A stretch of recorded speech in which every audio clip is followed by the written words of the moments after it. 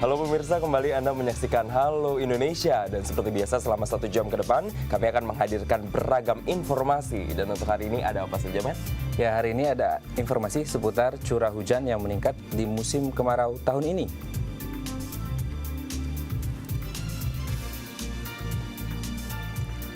Ada pula tim drone laut Indonesia yang menjadi juara 5 dunia. Ya, selain itu ada pula pelatihan dan pembinaan bagi pendatang baru di Jakarta yang akan menjadi topik bincang kita hari ini. Dan pemirsa, inilah Halo Indonesia selengkapnya.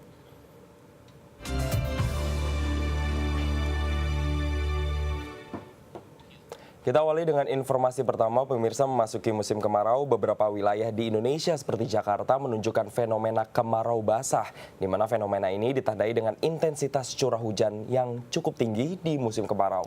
Ya, BMKG memprediksi fenomena ini akan terjadi hingga awal tahun 2017, sehingga masyarakat diminta untuk waspada akan fenomena ini karena dapat berpotensi terjadinya hujan lebat disertai angin kencang dan juga petir. Di bulan Juni dan Juli 2016 tercatat curah hujan yang turun meningkat hingga mencapai 120 mm lebih di beberapa titik wilayah Jakarta dan sekitarnya. Hal ini tentu menjadi perhatian masyarakat mengingat bulan Mei, Juni, Juli hingga Agustus seharusnya merupakan musim kemarau. Intensitas curah hujan yang turun di musim kemarau ini merupakan fenomena yang diakibatkan oleh beberapa faktor, di mana suhu muka laut Indonesia bagian barat saat ini lebih hangat, ditambah dengan angin muson timur dari Australia yang lemah, serta pergerakan angin yang cukup rendah, sehingga hal ini menyebabkan pertumbuhan awan meningkat dan menyebabkan curah hujan mudah turun di wilayah tersebut. Badan Meteorologi, Klimatologi, dan Geofisika BMKG mengatakan fenomena musim kemarau dengan sifat hujan di atas normal ini biasa disebut dengan kemarau basah. Hujan yang turun akhir-akhir ini sifatnya sesaat, di mana diawali cuaca panas dan turun hujan secara tiba-tiba dengan intensitas ringan hingga lebat. Bahkan kondisi ini berpeluang terjadinya hujan disertai petir dan angin kencang. Memang tidak semua wilayah Indonesia itu sudah kemarau. Dari hasil analisis sementara kami, dari 100% baru sekitar 55-56% itu yang kemarau, sudah mengalami kemarau tapi terjadi kemarau basah. Meskipun BMKG memprediksi peluang La Nina mulai muncul pada periode Juli, Agustus, September 2016, namun kemunculan La Nina ini bukanlah penyebab utama dari fenomena cuaca yang terjadi akhir-akhir ini, karena intensitas fenomena La Nina masih dalam ukuran lemah hingga sedang. Namun, tetap perlu diwaspadai akan potensi terjadinya fenomena La Nina yang bersamaan dengan indeks dipole mode negatif, karena hal ini dapat berdampak pada meningkatnya potensi curah hujan pada periode musim kemarau tahun ini hingga memasuki tahun 2017 mendatang. Terkait dengan berapa lamanya, sejauh ini pantauan BMKG kita berikan yang early warning 3 hari dulu. Kalau itu kondisinya persisten, maka akan diperpanjang, diupdate lagi. Dalam hal ini BMKG juga mengeluarkan peringatan dini terkait dengan hujan lebatnya, disertai kilat petir dan angin kencang, serta gelombang tinggi. Daerah-daerah yang diprediksi mengalami curah hujan di atas normal pada periode musim kemarau basah meliputi Sumatera Utara bagian barat, Sumatera Barat, Sumatera Selatan, Lampung, Jawa bagian barat, Kalimantan, Sulawesi, hingga Papua. Ahmad Effendi, Fajar Agustino, DAI TV. Beralih ke informasi lain, pemirsa, satu lagi torehan prestasi dari anak bangsa di kancah internasional. Sejumlah mahasiswa Universitas Indonesia lintas keilmuan sains dan teknologi berhasil meraih juara 5 dunia pada ajang kompetisi kapal ke-9 dari International Robobot di Amerika Serikat. Ya, kemenangan ke-12 mahasiswa berprestasi ini menjadi bukti bahwa mahasiswa Indonesia mampu bersaing dengan mahasiswa dari kampus terbaik dunia lainnya. Sejumlah mahasiswa UI yang tergabung dalam Autonomous Marine Vehicle Team Universitas Indonesia atau AMV-UI berhasil meraih juara ke-5 dunia pada ajang kompetisi kapal NIN International Robobot Competition. Kemenangan ini didasarkan pada 2 karya inovatif rancangan AMV-UI yang terwujud dalam teknologi kapal tanpa awak, yaitu drone permukaan laut bernama Kapal Makara 5 dan drone di bawah laut bernama Kapal Makara 6. Kedua teknologi ini dibuat secara apik guna untuk merekam video serta mendeteksi keadaan di laut, baik di permukaan maupun di bawah laut. pada kompetisi yang berlangsung pada 4 hingga 10 Juli 2016 di Virginia Beach, Amerika Serikat, ke-12 mahasiswa UI berhasil mengalahkan deretan tim papan atas, seperti University of Michigan dan United States Naval Academy. Zulfa Sikrina, ketua tim AMV UI, menyampaikan bahwa penobatan sebagai juara kelima dunia ini didasarkan pada 2 tahap penilaian yang sudah dilalui, yaitu static judging dan performance robot. Yang static judging itu adalah penilaian oral presentation, jurnal, jadi kita buat jurnal mengenai robotnya, terus ada video tim juga, website dan sosial media. Yang performance robotnya yaitu ada 5 misi, 5 misi yang harus dijalankan oleh robotnya. Kita boleh milih misi mana aja. Yang pertama misi navigasi, yang kedua obstacle avoidance, yang ketiga finger location, yang keempat automated docking, dan juga yang kelima underwater robot. Sementara itu, Aryo Sunarbaskoro, selaku pembina tim AMV UI, menyatakan bahwa kemenangan mahasiswa UI ini menjadi bukti bahwa tim Indonesia bisa disejajarkan dengan tim-tim kampus terbaik dunia. Saya sangat bangga dengan mahasiswa Universitas Indonesia, terutama di Fakultas Teknik Universitas Indonesia, yang berhasil membuat drone laut dan bisa bersaing dengan beberapa universitas ternama di Amerika. Dan yang mengejutkan, kita bisa ke peringkat 5, di mana sebenarnya ada beberapa grup-grup yang kemarin juara di tahun lalu kita bisa lewati lah. Walau perangkat keras drone sempat mengalami gangguan sinyal karena jumlah satelit yang didapatkan di Amerika Serikat lebih sedikit dibandingkan saat di Indonesia, namun dengan kekompakan dari setiap anggota tim, masalah tersebut bisa terselesaikan dengan baik. Dalam waktu yang sangat terbatas, akhirnya mereka bisa melakukan pemrograman ulang pada sistem kapal Makara 5. Ya, prestasi mahasiswa UI lintas keilmuan sains dan teknologi ini telah membawa nama harum bangsa Indonesia di kancah internasional. Dona Puspita, Rocky Okta, DAI TV. Ya, ini 2 kata untuk mereka ya, Jason. Keren banget ya, karena ada anak bangsa yang bisa membawa harum nama Indonesia dari inovasi teknologi drone untuk laut. Iya, pastinya, Matt. Kalau misalnya kita dulu mengenal drone itu hanya sebagai alat perekam dari udara atau bisa merekam aktivitas dari angkasa, namun mahasiswa UI bisa membuat drone yang bisa merekam kondisi di laut. Sangat luar biasa sekali ya. Tapi ternyata tidak hanya itu saja, Jason. Ya. Karena ternyata drone laut ini sengaja dikembangkan untuk menjaga wilayah perairan Indonesia. Nah, untuk Anda yang penasaran seperti apa kegunaannya, berikut liputannya untuk Anda. Inilah kapal Makara 5 dengan berat 21 kg dan kapal Makara 6 dengan berat 4 kg. 2 karya teknologi kapal tanpa awak yang membawa Autonomous Marine Vehicle Tim Universitas Indonesia atau AMV UI menyabet juara kelima dunia atau juara 2 se-Asia pada ajang kompetisi kapal NIN International Roboboat Competition. Konsep drone laut yang ditawarkan telah memukau para juri yang berasal dari Naval Sea Systems Command, Ocean Naval Research, dan organisasi angkatan laut lainnya. Dengan keunggulan bermanuver cepat dan mampu merekam video di permukaan hingga bawah laut, nantinya kedua drone laut ini dimanfaatkan sebagai pengganti kerja manusia di laut dalam berbagai bidang, seperti penunjang keamanan laut Indonesia, alat dokumentasi pariwisata laut, sarana penelitian bawah laut, hingga penanganan bencana. Pemirsa, saat ini sudah bersama dengan saya 3 orang dari 12 mahasiswa UI yang mengharumkan nama bangsa Indonesia di Amerika Serikat beberapa waktu lalu melalui drone lautnya. Nah, sudah ada Mbak Zulfa, Mas Randy, dan juga Mas Akil. Selamat atas keberhasilannya ya. Nah, Mas Akil pengen tahu nih, kenapa sih konsepnya drone laut? Nah, drone laut ini sendiri di Indonesia kan saat ini sedang booming ya, namanya konsep drone ini. Tapi biasanya kalau Indonesia ini drone yang di udara. Kita pengen coba mengembangkan suatu drone ini tapi yang di air. Makanya kita lahirkan Makara 5 ini. Dan itu juga didasarkan oleh Indonesia sendiri. Topografinya yang 2/3 wilayahnya itu terdiri dari perairan dan juga terdapat masalah-masalah maritim di Indonesia seperti pelanggaran perbatasan laut, kemudian dan juga perencanaan ikan. Maka dari itu kita coba menawarkan dengan solusi sebuah drone laut ini. Kapal Makara 5 ini, kenapa konsepnya adalah kapal perang, Mas? Seperti tadi saya sudah bilang bahwa di Indonesia ini terdapat masalah kemaritiman seperti pelanggaran batas wilayah dan juga pencuri ikan, maka konsep dari Makare 5 ini sebenarnya dikonsepkan seperti kapal perang. Hanya saja Makare 5 ini menggunakan tanpa awak, berbeda dengan kapal perang pada umumnya yang menggunakan awak gitu. Lalu apa bedanya kapal Makara 5 dengan kapal Makara 6 ini? Makara 5 dan Makara 6. Nah, Makara 5 ini kan untuk di permukaan laut ya. Nah, kalau misalkan yang di Makara 6 ini untuk bisa di bawah air. Nah, dengan bisa di bawah air ini maka dia bisa melakukan penginderaan di bawah air. Nah pemirsa, ternyata kedua kapal Makara ini telah dilakukan uji coba di Danau Kenanga UI ini sebelum akhirnya diperlombakan di Amerika Serikat pada awal bulan Juli 2016 lalu. Dari kawasan Depok, Jawa Barat, Dona Puspita, Rocky Okta, DAI TV.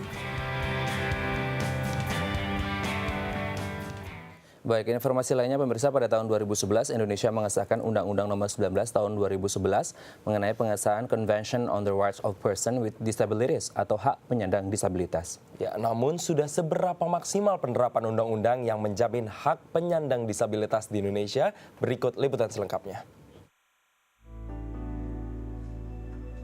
Berdasarkan hasil survei ekonomi nasional yang dilakukan Biro Pusat Statistik tahun 2012, jumlah penyandang disabilitas di Indonesia berjumlah 6.008.661 orang.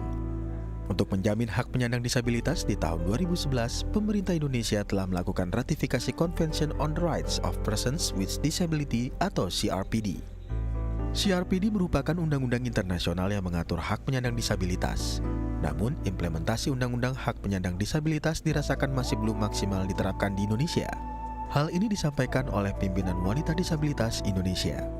Menurut Ketua Umum HWDI Maulani Rotinsulu, aksesibilitas bagi para penyandang disabilitas di Indonesia baru dirasakan oleh penyandang disabilitas di kota-kota besar seperti Jakarta, Surabaya, dan Yogyakarta. Sedangkan para penyandang disabilitas yang tinggal di daerah terpencil belum mendapatkan akses maupun fasilitas yang ramah disabilitas. Di sini pemimpin-pemimpin lokal, jadi kita bawa semuanya pemimpin organisasi penyandang disabilitas tingkat daerah untuk belajar bagaimana memberikan penjelasan ketika masyarakat, ketika pemerintah daerah mau membuat satu program terkait dengan hak-hak penyandang disabilitas, mereka harus menghargai poin-poin terkait dengan prinsip-prinsip CRPD tersebut. Sehingga niat yang sudah baik jangan sampai salah pada waktu tatanan pelaksanaan.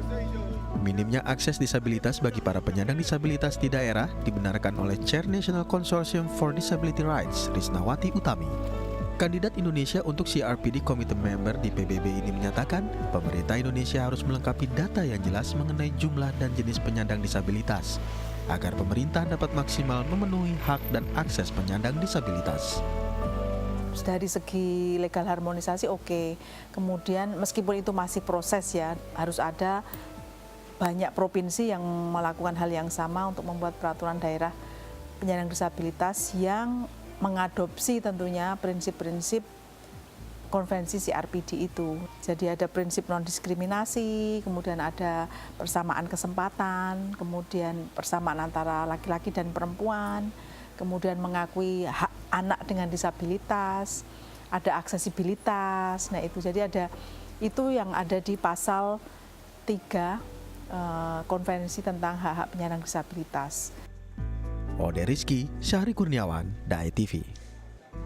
Ya pemirsa, usai jeda akan kami hadirkan segmen bincang tentang pembinaan dan pelatihan bagi pendatang baru di Jakarta. Seperti apa? Tetaplah bersama kami di Halo Indonesia.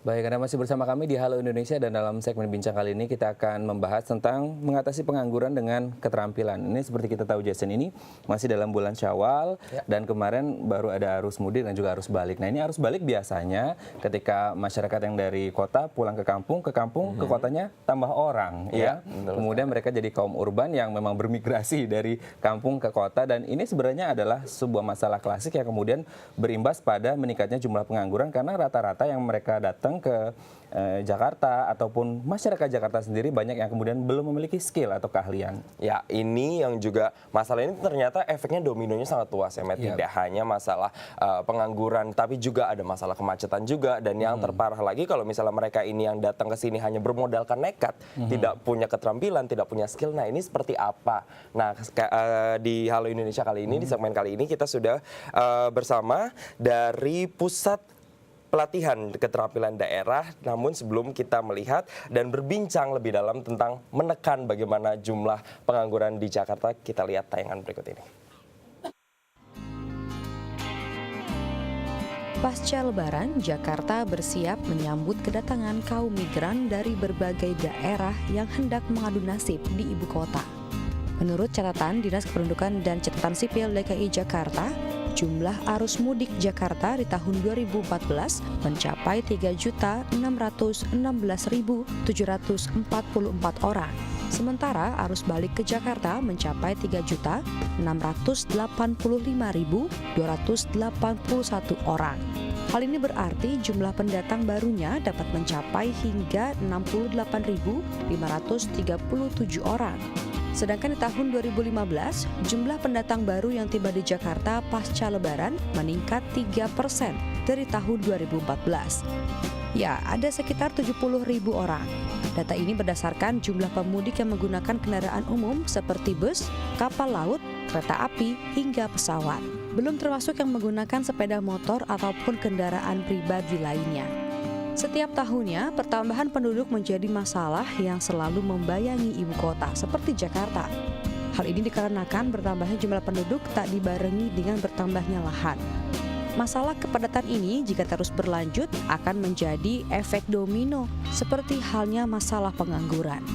Menurut data Badan Pusat Statistik atau BPS DKI Jakarta, pada tahun 2014 Jakarta memiliki jumlah angkatan kerja hingga mencapai 5,6 juta jiwa, sementara penganggurannya mencapai 8,47%. Dalam efisiensi pasar tenaga kerja, Indonesia berada di peringkat ke-103 di antara negara-negara ASEAN. Cukup tertinggal dibandingkan dengan Filipina yang berada di peringkat 100, Myanmar di peringkat 98, Thailand di peringkat 62, dan Vietnam di peringkat 56. Ya, Indonesia harus terus maju dengan tenaga kerja yang terampil dan juga terdidik dan pastinya memiliki skill. Dan untuk membahasnya telah hadir bersama kami di studio Halo Indonesia, Bapak Zahrul Wildan selaku Kepala PPKD Jakarta Barat. Ini kalau kita lihat, PPKD ini sebenarnya sudah berdiri sejak tahun 1988 bernama BLKD, tapi kemudian tahun 2010 berubah menjadi PPKD. Berarti sudah 28 tahun berdiri di Indonesia. Kita langsung sapa narasumber kita hari ini, ada Pak Zahrul. Halo Pak Zahrul, apa kabar? Selamat pagi Pak. Alhamdulillah di Halo Indonesia, ya. Pak Zahrul, sebelum kita membahas tentang keterampilan atau pelatihannya ini sendiri, fenomena kaum yang datang dari kampung ke kota khususnya Jakarta, ini bagaimana seorang Pak Zahrul melihat fenomena yang selalu terjadi setiap tahunnya? Ya, sebagaimana kita ketahui, fenomena yang selama ini kita lihat setelah dari Lebaran ini, dengan adanya kaum dari daerah datang ke Jakarta, ini saya merupakan fenomena yang sudah bertahun-tahun, yang sudah lama terjadi, dan sulit untuk kita hindari, untuk kita tolak. Ya, jadi dalam hal ini tentunya saya khususnya dari pemerintah Provinsi DKI Jakarta menghimbau kepada kaum pendatang tentunya kalau memang tidak mempunyai keahlian, tidak mempunyai keterampilan, ya lebih baik tetap tinggal di daerahnya saja. Karena kalau kita Jakarta ini harus mempunyai keahlian atau keterampilan. Jangan sampai kemudian modal nekat ya Pak? Ya, kalau nanti tentunya akan berakibat berimbas kepada beban dari Pemprov DKI Jakarta sendiri, baik dari sosial maupun dari penataan kota Jakarta. Oke, kalau misalnya kita bicara tentang masalah pengangguran dan arus kedatangan dari luar daerah ke Jakarta ini sendiri kan mengakibatkan banyaknya orang akhirnya di Jakarta dan lapangan pekerjaan pun akhirnya sulit nih Pak karena terlalu banyak saingan. Nah ini akhirnya pemerintah setempat mengeluarkan yang namanya PPKD atau Pusat Pelatihan Kerja Daerah. Sebenarnya bisa dijelaskan nggak sih Pak konsepnya, terus ada apa saja di dalamnya, ini seperti apa Pak? Ya, sebenarnya kita ketahui PPKD itu merupakan Pusat Pelatihan Kerja Daerah. Ini merupakan salah satu UPT dari Dinas Tenaga Kerja dan Transmigrasi Provinsi DKI Jakarta. Ya, PPKD ini sebagai yang kita ketahui berdiri dan disebutkan tahun 1988 dan tahun 2010 dengan adanya Pergub nomor 116 berganti nama dengan Pusat Pelatihan Kerja Daerah. Nah, di sini PPKD ini tentunya dalam rangka untuk melatih ya khususnya para warga di DKI Jakarta ini untuk mendapatkan keterampilan kerja atau keahlian dalam rangka untuk memenuhi persaingan kerja, khususnya di wilayah DKI Jakarta ini.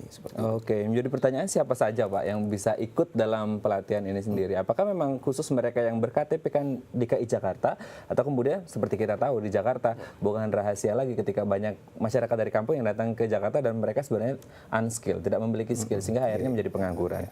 Ya pada dasarnya kita lebih mengutamakan kepada warga DKI Jakarta sendiri. Karena sebagai mereka ketahui, ya warga Jakarta juga masih banyak yang belum bekerja. Ya. Kami utamakan warga di DKI Jakarta. Akan tetapi kami juga tidak menutup kemungkinan ya bagi warga pendatang, asal mereka memiliki domisili, ya, keterangan domisili yang menetap di Jakarta ini, ya, diketahui oleh RT RW setempat di mana dia tinggal di Jakarta ini. Dibolehkan untuk mengikuti pelatihan tersebut. Tapi kami utamakan khususnya warga DKI Jakarta yang ber-KTP Jakarta, itu yang lebih utamakan. Yang ber-KTP Jakarta, jadi ini fokusnya ke kaum urban Jakarta ya Pak, ya bisa dibilang seperti itu ya. Nah kalau misalnya mau daftar untuk mendapatkan keterampilan atau pelatihan keterampilan kerja di PPKD ini seperti apa nih Pak prosesnya Pak? Oh persyaratannya maksudnya, ya persyaratannya tidak dipersulit lah gitu. Pokoknya yang penting intinya warga DKI Jakarta usia 17 tahun dan memiliki KTP Jakarta. Itu saja cukup ya, sesuai dengan Pergub nomor 25 tahun 2015. Ya, ini pusatnya sendiri dikonsentrasikannya kemana? Kalau kita bicara skill dan keahlian ini kan banyak nih Pak, ada yang teknik mungkin, ada komunikasi, ada macam-macam kan. Nah ini apakah disediakan pembagian keterampilan seperti itu atau seperti apa Pak? Nah khusus untuk di wilayah Jakarta Barat yang kami pimpin di Pusat Pelatihan Kerja daerah Jakarta Barat ada 12 kejuruan. Ya, yang kejuruan teknik itu ada 5 kejuruan dan yang non teknik ada 7 kejuruan. Ya, contohnya seperti teknik otomotif, teknik sepeda motor, kejuruan las listrik, kejuruan teknik bubut atau mekanik, dan satu lagi kejuruan teknik pendingin atau AC gitu loh. Itu yang teknik. Sedangkan yang non teknik ada 7. Teknik tata boga, tata busana, tata geraha, tata rias atau kecantikan, ya. Terus bahasa Inggris, terus desain grafis dan komputer, dan bahasa Inggris satu lagi 7. Oke Pak Zahrul, nanti kita akan bahas lebih lanjut lagi. Namun bagaimana nantinya PPKD ini bisa menekan angka pengangguran di Jakarta? Tetaplah bersama kami di Halo Indonesia.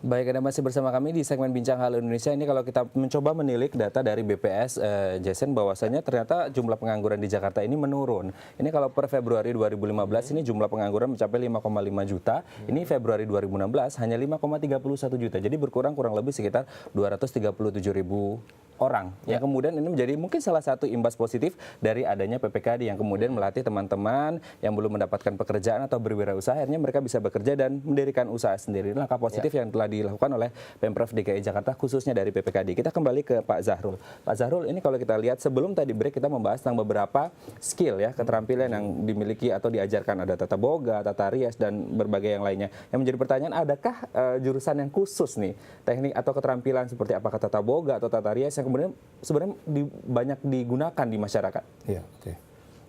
Tujuan favorit ya. Yang favorit itu memang tata boga tata boga sama tata rias kecantikan yang banyak, dan juga sepeda motor, teknik sepeda motor, karena memang sekarang kan motor dalam booming ini ya. Jadi bengkel-bengkel terutama kita juga bekerja sama dengan PT Wahana, Ahas dan sebagainya. Itu yang paling favorit. Kenapa menjadi favorit? Apakah memang kemudian banyak diserap oleh dunia kerja atau seperti apa? Selain banyak diserap oleh dunia kerja, juga gampang berusaha kan. Kalau tata boga ya, kecantikan, terus salon atau tata rias ataupun sepeda motor itu.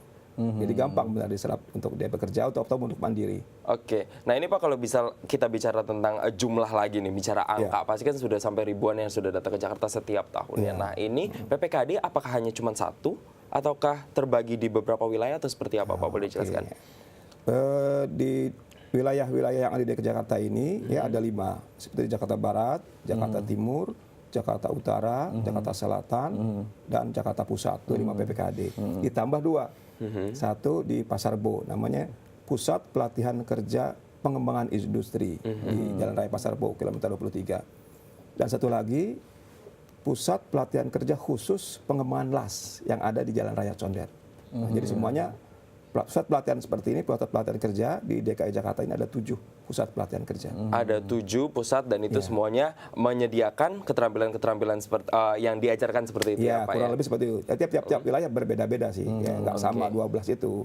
Oke, nah ini kalau bicara proses pelatihannya, pelatihan keterampilannya sendiri ini, berapa jam atau berapa waktu tempuh masa pendidikan bisa dibilang kayak gitu yang diambil di PPKD ini Pak? Untuk satu angkatan ini ya, bagi peserta pelatihan itu membutuhkan waktu kurang lebih 360 JPL, jam pelajaran, ya kurang lebih 45 hari kerja. 45 hari kerja. Dia dari hari Senin sampai Jumat.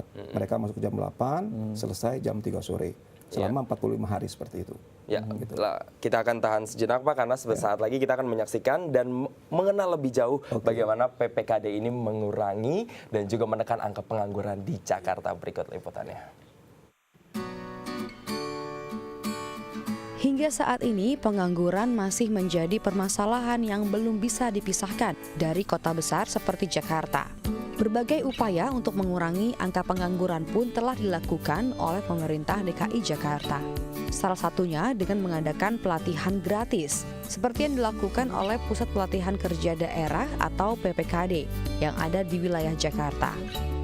Tujuan utama PPKD didirikan adalah untuk membekali warga Jakarta yang belum bekerja agar memperoleh keterampilan dan dapat bersaing di dunia kerja. Selain memberikan ilmu dan pengalaman kerja, PPKD juga menghubungkan para peserta dengan perusahaan yang membutuhkan tenaga kerja. Beberapa jenis keterampilan pun diberikan, sebut saja seperti tata boga, tata busana, tata geraha, operator komputer, teknik otomotif, kecantikan, dan keterampilan bahasa. Selain itu, PPKD juga merangsang para peserta tak hanya untuk bekerja, namun juga berkesempatan untuk berwirausaha. Setiap peserta pelatihan yang ada di PPKD ini akan mendapatkan sertifikasi BNSP atau Badan Nasional Sertifikasi Profesi. Ya, sertifikasi ini merupakan suatu pengakuan terhadap tenaga kerja yang memiliki pengetahuan, keterampilan, dan sikap kerja sesuai dengan standar kompetensi kerja yang telah dipersyaratkan. Dengan adanya peningkatan kualitas tenaga kerja seperti ini, diharapkan jumlah pengangguran akan berkurang. Nah, ini yang menarik Jason dan juga pemirsa, ternyata bukan hanya mengajarkan untuk teman-teman ini memiliki skill untuk kemudian bekerja, tapi kemudian memotivasi untuk membuka usaha. Pakar ekonomi mengatakan ini kalau sebuah negara itu akan menjadi makmur kalau minimal 2% dari penduduknya ini menjadi wirausahawan. Tapi di Indonesia itu baru 0,18, belum 10% dari 2% penduduk di Indonesia. Belum tercapai. Kita kembali ke Pak Zahrul. Pak Zahrul, tadi sebelum tayangan ini kita berbicara masalah teman-teman yang masuk di sana dengan hanya bermodal KTP, entah itu Jakarta ataupun non-Jakarta, tapi kemudian diprioritaskan yang KTP Jakarta. Menjadi pertanyaannya, berapa kuota per tahunnya, berapa angkatan, dan ketika terjadi ekses ya atau kelebihan pendaftar, karena saya yakin ini sangat diminati sekali, bagaimana kemudian prosesnya? Oke, satu tahun itu ada 3 angkatan. Ya. Satu angkatan, ya, satu kejuruan itu ada 20 siswa. Jadi kalau ada 12, kurang lebih 240 siswa satu angkatan. Berarti kalau ada 3 angkatan berarti kurang lebih 720 satu PPKD itu yang khususnya di Jakarta Barat untuk melatih para mencari kerja tersebut. Nah, ini kalau misalnya terjadi kelebihan seperti ini, apakah tenaga pengajarnya cukup atau bagaimana nih? Enggak, emang yang kuota kita seperti itu, satu angkatan seperti itu. Sedangkan emang peminatnya kan, kalau ditanyakan dari peminatnya. Peminatnya yang saya bilang tadi di kejuruan-kejuruan tertentu, seperti yang tadi saya bilang tadi, tata boga, ya, tata rias, satu kecantikan, sepeda motor itu melebihi kuota. Ya, berarti kita seleksi lah, ada proses seleksinya. Nah, bagi mereka yang tidak lolos bisa mengikuti angkatan selanjutnya. Iya, angkatan kedua atau angkatan ketiga. Oke, ini berbicara tentang mereka kan ingin mendapatkan skill, berarti ada kompetensi di situnya. Jadi pertanyaan adalah siapa saja pengajar dan kompetensi apa saja yang harus mereka miliki sebagai pengajar, Pak? Iya, ya udah pasti yang berkompeten lah, yang mempunyai mempunyai sertifikasi dan juga menjadi asesor tentunya. Jadi mereka yang mengajar pun sudah orang-orang pilihan yang kita dan udah mengerti tentang apa yang mereka akan ajarkan dalam kejuaraan tersebut, gitu loh. Ya, betul sekali. Tidak hanya pengajar, tapi juga namanya pusat keterampilan atau pendidikan itu pasti membutuhkan yang namanya fasilitas sarana dan prasarana. Ini boleh dijelaskan Pak, mungkin fasilitas apa sih yang bisa didapatkan oleh mereka-mereka yang belajar di PPKD, Pak? Oke, di selain fasilitas seperti mulai dari baju kita kasih ya seragam, ya. Terus setelah itu juga mereka dikasih selama pelatihan, dikasih snack dan makan siang selama pelatihan.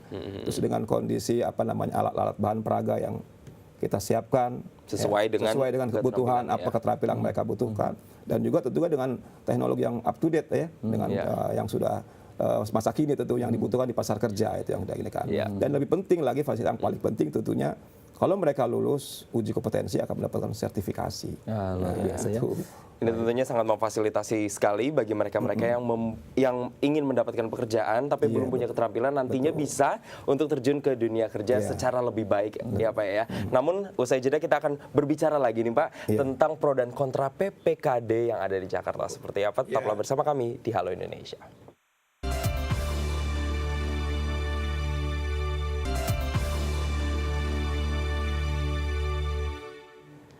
Baik, Anda masih bersama kami di segmen Bincang Halo Indonesia. Ini kalau kita berbicara tentang PPKD, pelatihan dengan keterampilan, ini ada kaitannya juga dengan tingkat pengangguran terbuka atau TPT yang ada di Indonesia, khususnya di Jakarta. Seperti kita tahu ada 4 jenis sebenarnya dari tingkat pengangguran terbuka yang mungkin masyarakat juga ingin tahu. Yang pertama adalah mereka yang tidak memiliki pekerjaan dan sedang mencari pekerjaan, mereka yang tidak memiliki pekerjaan dan memulai usaha, mereka yang tidak memiliki pekerjaan dan tidak mau mencari pekerjaan, dan mereka yang sudah memiliki pekerjaan tapi belum mulai bekerja. Nah, ini menjadi tingkat pengangguran terbuka yang memang menjadi salah satu masalah besar khususnya untuk kota urban seperti Jakarta ya. Kita kembali ke Pak Zahrul. Pak Zahrul, tadi sebelum break kita berbicara tentang kemudian kuota dan segala macamnya. Menjadi pertanyaan ketika mereka sudah lulus ya, mendapatkan sertifikasi tadi Pak Zahrul bilang, apakah memang ada kerjasama atau link khusus dengan beberapa perusahaan yang memang bersiap untuk setidaknya menseleksi hingga akhirnya menyerap tenaga kerja yang dari PPKD? Di tahun 2016 ini kami PPKD Jakarta Barat sudah mengadakan MOU dengan 47 perusahaan ya, yang siap untuk menerima lulusan-lulusan dari peserta pelatihan yang di kantor kami tersebut. Kan tetapi pada intinya mereka ya kita hanya sebagai menjembatani, fasilitator ya, memfasilitator aja, fasilitasi aja untuk lebih pada akhirnya nanti itu tergantung perusahaan tersendiri gitu. Nanti ada seleksi di perusahaan tersebut kan. Ya, tetap ada rekrutmennya lagi ya, Pak, lagi. Yang penting hanya kita memfasilitasi mereka mengikuti seleksi di perusahaan-perusahaan yang 47 yang telah MOU di kami tersebut. Ya, betul sekali Pak. Dan Nyomet dan juga pemirsa, ternyata PPKD ini bagi mereka yang ingin belajar ini tidak dikenakan biaya sama sekali alias gratis. Gratis, semua dibayar oleh Pemprov DKI Jakarta. Betul sekali. APBD. Nah, ini yang menjadi pertanyaan, tidak hanya menyalurkan mereka-mereka ini ke dunia kerja, tapi bagaimana mereka yang ingin berwirausaha. Nah, apakah mereka nanti bisa disupport modalnya atau seperti apa nih, Pak? Kalau dari PPKD kami, mohon maaf kalau bicara seperti itu tidak ada sebenarnya. Belum ada lah, kalau belum ada untuk arah ke situ belum ada. Kita hanya mempersiapkan skillnya aja. Kalau untuk memberikan mensupport dana apalagi seperti itu belum sampai ke situ kami. Ya mungkin ke depan kali ya kita belum bicara seperti itu, karena kita untuk Pemprov DKI sendiri khususnya di PPKD kami belum ada rencana seperti itu. Oke, tapi sejauh ini bagaimana sih Pak feedback atau respons dari beberapa perusahaan yang sudah tergabung, terkoneksi dengan PPKD, dan bagaimana serapan teman-teman yang sudah lulus ini menjadi wirausahawan? Apakah memang sudah terserap maksimal di situ? Ya, untuk tahun 2015 ini kurang lebih 50%. 50%. Sudah alhamdulillah sudah banyak keserap, dan juga dari mereka pun kebanyakan juga khusus yang saya bilang tadi di kejuaraan-kejuaraan tertentu itu mereka sudah berwirausaha. Seperti tadi kecantikan dan juga AC itu pendingin itu kan banyak peluang-peluang usaha untuk membersihkan AC dan sebagainya. Dia modalnya nggak terlalu besar kan, bisa buka usaha sendiri dengan keterampilan yang telah kami berikan selama mereka pelatihan. Oke, Pak, ini kurang lebih 2,5 minggu setelah Lebaran, Pak, pasca Lebaran ya. Banyak kemudian kaum dari kampung kemudian datang ke Jakarta. Apakah ada penambahan tingkat yang mendaftar untuk ikut kelas di PPKD? Iya, emang ada. Cuman kan kita kuota kita yang jadi permasalahan itu ya kan tadi. Apalagi dengan kita kan bukan hanya sosialisasi ini, selama ini kan hanya ada sifatnya yang reguler, ada juga yang sifat melalui internet ya, melalui website dan lain sebagainya. Maka semakin hari semakin banyak orang mengetahui tentang PPKD ini. Kalau kita bicara tentang grafik dari tahun ke tahun untuk di 2016 ini sendiri, sudah berapa persen yang terserap ke dunia kerja nih, Pak? Ya kurang lebih seperti itu, sekitar di atas 50% lah. Sudah di atas 50%. Apakah ini meningkat dari tahun 2015? Iya, sudah jelas seperti itu. Ya. Karena dari jumlah yang dilatih maupun jumlah MOU perusahaan-perusahaan itu kan tiap tahun ada peningkatan. Berarti sudah mulai sudah mulai banyak yang aware sama PPKD ya, Pak. Kita rencana kita ke depan kita akan mendekati perusahaan agar mau menerima lulusan-lulusan kita. Ini yang jadi pro kontra juga nih Pak. Namanya mereka yang bisa datang ke sini hanya bermodalkan KTP gratis juga gitu. Nah, tingkat latar belakang pendidikan mereka kan juga beda-beda kan. Ada yang hanya lulusan SMP, SMA. Apakah nanti mereka pada saat lulus dapat ijazah statusnya sama atau seperti apa nih Pak? Pada dasarnya, pada intinya kan kita hanya melatih mereka. Nah, soal kita harus menerima, walaupun mereka hanya ijazah SD, ijazah SMP, SMA, ya kita terima. Gitu, pada dasarnya sebetulnya. Nah, adapun nanti output setelah itu mereka di perusahaan itu, mohon maaf, ya kami hanya memfasilitasi gitu ya. Kalau memang nanti walaupun dia lulusan SD ternyata lebih pintar dan perusahaan juga membutuhkan, ya silahkan aja, monggo aja perusahaan tersebut.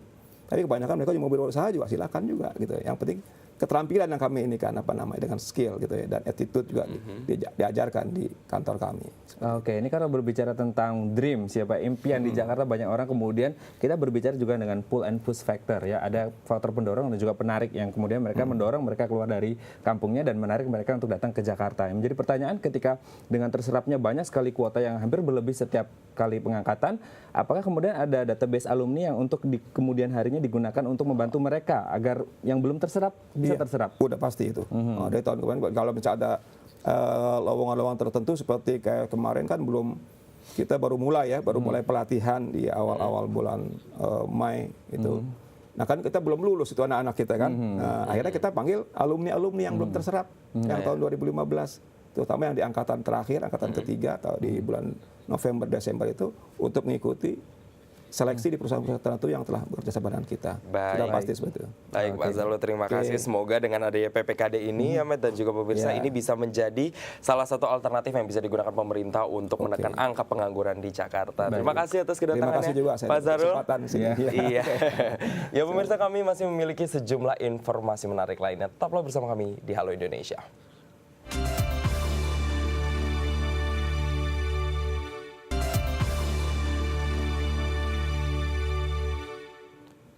Anda kembali bersama kami di Halo Indonesia. Pemirsa, bahasa isyarat merupakan salah satu fasilitas yang memudahkan penyandang tunarungu untuk berkomunikasi dengan masyarakat sekitar. Namun sayang, penggunaannya di Indonesia masih sangat minim.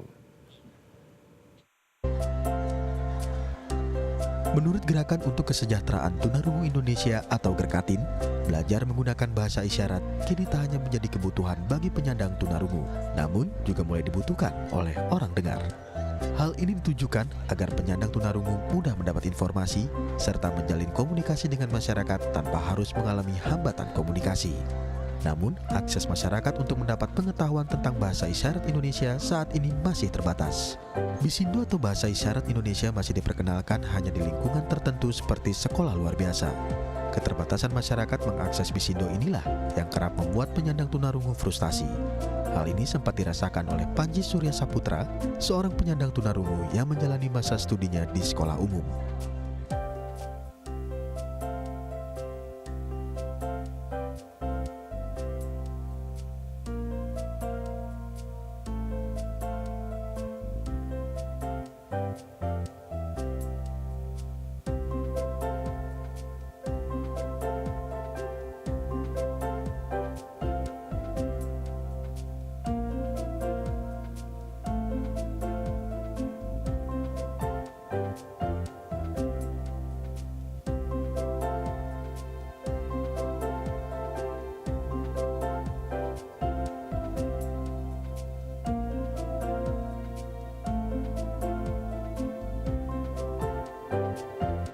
Selain akses bahasa isyarat, akses lainnya yang dibutuhkan oleh penyandang tunarungu adalah pengembangan diri serta pemahaman kebijakan disabilitas di Indonesia.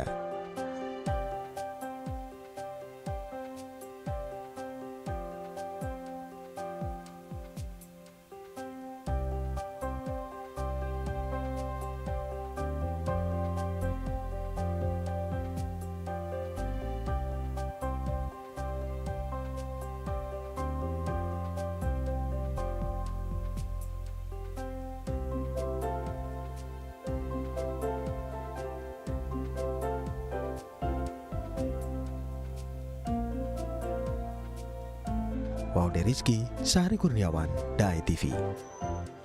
Ya, berangkat dari rasa empati terhadap penyandang tunarungu di Indonesia, Panji Surya Putra yang juga penyandang tunarungu dari kecil merasa perlu untuk mendorong pemerintah agar menyegerakan aksesibilitas bagi penyandang tunarungu, salah satunya dengan gerakan belajar bahasa isyarat. Menjadi penyandang tunarungu sedari kecil bukan menjadi penghalang bagi Panji Suryaputra untuk memperjuangkan hak penyandang tunarungu di Indonesia agar mendapat perilaku yang setara dalam berinteraksi dengan masyarakat. Upayanya tersebut dijawab dengan keterlibatannya dalam program pendidikan inklusif di Amerika Serikat. Kegiatan ini merupakan kerjasama Kedutaan Besar Amerika di Indonesia dengan lembaga pendidikan di Amerika Serikat yang peduli terhadap pendidikan inklusif. Di negeri Paman Sam tersebut, Surya melihat terpenuhinya akses bagi tunarungu untuk berinteraksi dengan masyarakat dan lingkungan sosial. Seperti adanya fasilitas bagi penyandang tunarungu di Gallaudet University, yang merupakan universitas bagi penyandang tunarungu pertama di dunia. Di negeri adidaya ini, Surya juga berkesempatan untuk mengunjungi Gedung Putih dan bertemu dengan staf Presiden Amerika Serikat yang juga penyandang tunarungu.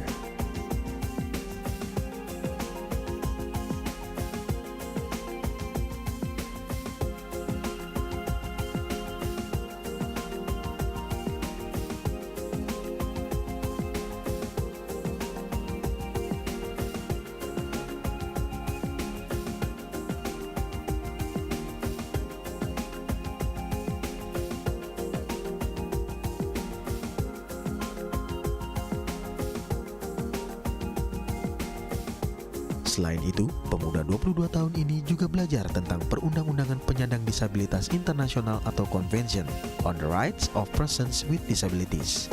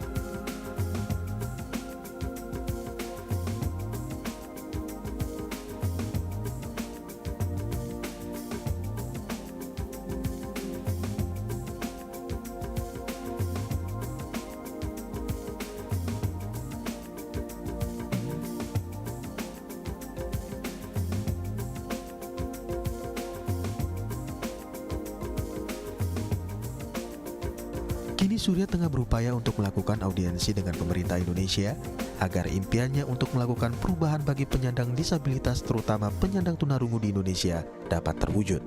Waude Rizky, Syahri Kurniawan, Dai TV. Ya, kita beralih ke Sumatera, pemirsa. Berjarak sekitar 40 km dari arah barat laut Kota Medan, Desa Langkat menjadi salah satu desa yang menjadi penghasil minyak mentah. Ya, banyak warga yang hidup dari hasil pemanfaatan minyak mentah melalui pengeboran yang mereka lakukan di Sumur Padang Tualang. Dan salah satunya adalah Pak Juhar yang menjadi penambang minyak mentah. Di Langkat, Sumatera Utara, terdapat sebuah desa yang menyimpan sumber daya alam yang berharga. Tepatnya Desa Telaga Said. Desa ini menjadi sumber penghasil minyak mentah yang banyak dimanfaatkan oleh penduduk sekitar. Salah satunya adalah Juhar, yang merupakan penambang tradisional di Desa Telaga Said yang menggantungkan hidupnya pada pekerjaan ini. Nah, kebetulan karena ada di lahan, ini kan lahan abang ini ya kan. Nah, karena dia itu nggak sanggup membuka, ya saya lah suruh membukanya kan gitu. Iya cukup lama. Ini mengelolanya sekitar 3 bulan. Meski krisis minyak bumi saat itu mendunia, namun Juhar bersama dengan warga Desa Telaga Said masih bisa melakukan pekerjaan mereka sebagai penambang minyak. Mereka memanfaatkan sumur-sumur di Padang Tualang yang telah dibor menjadi hasil minyak yang bisa diolah kembali. Di sumur Juhar, pengolahan minyak mentah dilakukan dengan cara yang tradisional. Ya, pengeboran dibuat. Nah, udah tuh cepu lumpurnya, pasang casing. Ini kan udah nggak ada casing. Casing kan udah habis. Dicabut sama orang yang dulu ya kan. Dicabut kan nggak ngerti siapa yang nyabut kan itu kan. Ya kalau untuk menarik minyaknya itu ya kalau sekarang ini ya udah nggak besar lagi lah dia. Karena kan memang udah ada standby semua mesin kan. Kalau awalnya dulu ya cukup besar lah. kita untuk membeli mesin, membeli selang, pipa. Wow. Nah kan gitu. Kalau sekarang ya udah namanya udah ada semua kan. Biasa jual kemana ini hasil sulingan? Iya sama si along-along lah, along-along ini penggalas apa ini kan. Meski Johar dan warga lainnya tahu bahwa pemanfaatan minyak mentah ini adalah ilegal karena tidak terdaftar dan keamanannya diragukan, namun terbukti minyak mentah ini mampu mensejahterakan kehidupan warga Desa Langkat. Tim Liputan, DAI TV. Ya, Desa Telaga Said di Langkat, Sumatera Utara pernah berjaya karena menjadi penghasil minyak mentah. Ya, namun kini kondisinya jauh berbeda seiring dengan mengeringnya sumur-sumur emas hitam ini. Desa Telaga Said Langkat, Sumatera Utara, pernah menjadi salah satu sentral penghasil minyak mentah di Indonesia.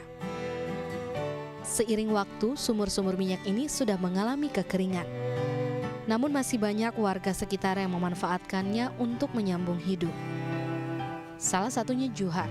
Meski sudah banyak sumur minyak yang kering, ia dan sebagian warga sekitar masih memburu minyak mentah yang masih tersisa dari sumur kering ini. Kalau ini ya penginjekan dia.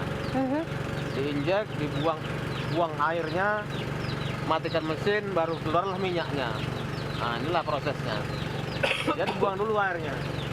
Setelah dibuang air, matikan mesin, baru minyaknya naik. Nah itulah maka dia dicepu minyaknya kan gitu dia, dicepu minyaknya.